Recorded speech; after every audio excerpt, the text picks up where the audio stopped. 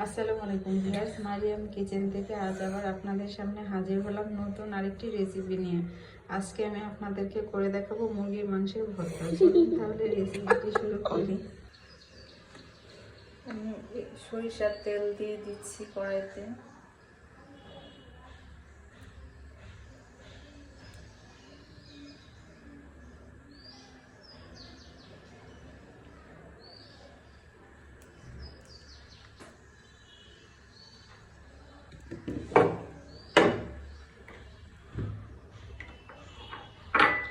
আমি এখন দিয়ে দিচ্ছি ছোট ছোট টুকরো করে রাখা মুরগির মাংসগুলো।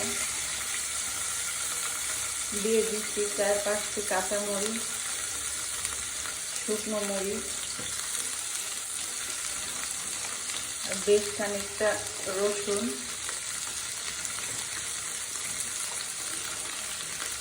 আর পেঁয়াজ। এই সব কটা ভালো করে ভেজে নেব।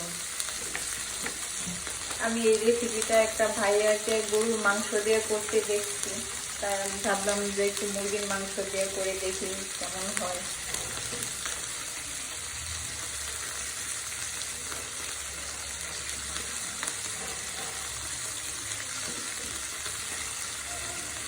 এখন হচ্ছে সব কটা ভালো করে ভেজে নেব।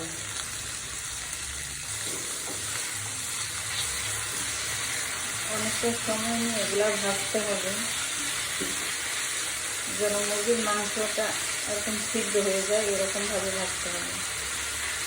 আপনারা চাইলে আলাদা আলাদা করে ভাজা নিতে পারেন, কিন্তু আমি সব কটা একসাথেই ভেজে নেব।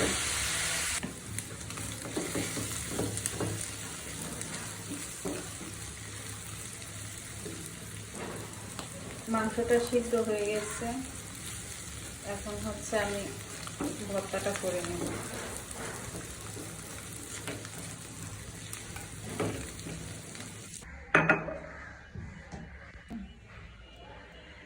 আমি দিয়ে দিচ্ছি একটু লবণ।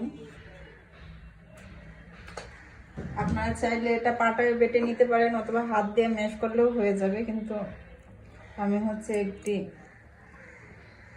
গ্লাস দিয়ে করে নিচ্ছি। আমি হাত দিয়ে করতে পারবো না, আমার হাতে সমস্যা। তাই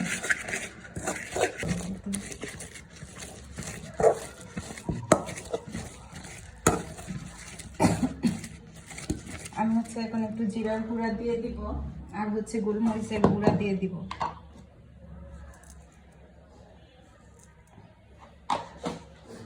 এখানে সাদা গোলমরিচের গুঁড়াটা ব্যবহার করতেছি।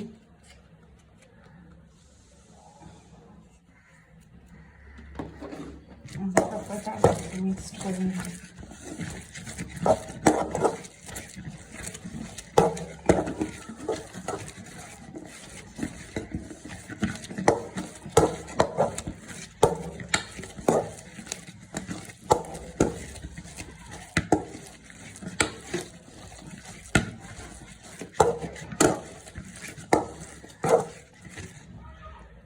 আমার ভর্তাটা করা শেষ, এখন হচ্ছে আমি একটা বাটিতে নিয়ে নিচ্ছি।